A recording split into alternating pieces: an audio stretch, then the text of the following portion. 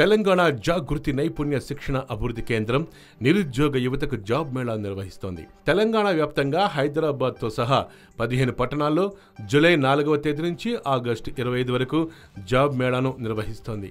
ఉదయం 10:30 గంటల నుంచి సాయంత్రం 4:30 గంటల వరకు జాబ్ మేళా జరుగుతుంది.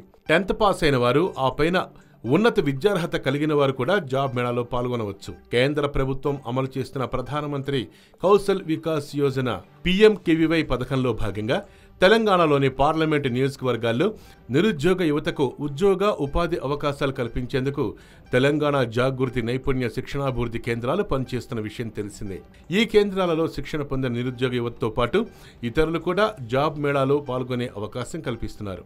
Logistics, retail, electronics, beauty and wellness, hotel management రంగాల్లో ఉద్యోగాల నియామకాల కోసం ఆయా రంగాల కంపెనీలు జాబ్ మేళాలో పాల్గొంటాయి.